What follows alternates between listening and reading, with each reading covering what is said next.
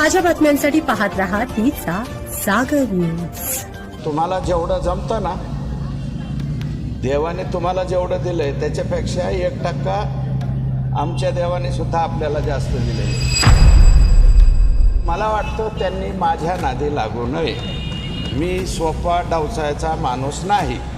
मी जर उलटा फिरलो तर तुम्हाला सुद्धा नीट सोडणार नाही।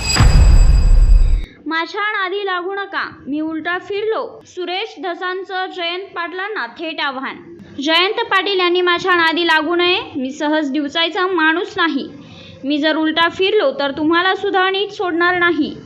तुमची दादागिरी आणि नौटंकी इकडे बीडमध्ये नाही। अशा अत्यंत आक्रमक आणि कडक शब्दांमध्ये भाजपचे आमदार सुरेश धस यांनी शरद पवारांच्या राष्ट्रवादी काँग्रेस पक्षाचे प्रदेशाध्यक्ष जयंत पाटील यांना जाहीर आव्हान दिलं। दुधाच्या दराच्या आणि इतर प्रश्नांवरून जयंत पाटील यांनी विधिमंडळ अधिवेशनात केलेल्या आरोपांना उत्तर देताना सुरेश धस यांनी बीडच्या मच्छिंद्रनाथ गडावर माध्यमांशी बोलताना हा थेट इशारा दिला। यामुळे बीडसह महाराष्ट्राच्या राजकीय वर्तुळात नवा वाद पेटण्याची चिन्ह आहेत। जयंत पाटील यांच्यावर निशाणा साधताना सुरेश धस पुढे म्हणाले, तुम्हाला पाहून बाकीचे लोक गप्प बसत असतील, पण आम्ही गप्प बसणार नाही। देवाने तुम्हाला जेवढं डोकं दिलं आहे त्यापेक्षा 1% आमच्या देवाने आम्हाला जास्त डोकं दिलेलं आहे। तुम्ही आमच्या भागात येऊन आम्हाला डिवचण्याचे काम करताय, मग आम्हीही तुमच्या भागात येऊन तुम्हाला डिवचू। सुरेश धस यांनी केवळ राजकीय इशाराच दिला नाही, तर महाविकास आघाडी सरकारच्या काळातील जलसंपदा विभागाच्या कारभारावर गंभीर आरोप केले। ते म्हणाले, मविया सरकारच्या काळात कोण जलसंपदा मंत्री होते ज्यांच्या कालावधीत जिओ टॅगिंगचा GR काढला गेला आणि त्याच्या नावाखाली संपूर्ण महाराष्ट्राची मोठी लूट झाली।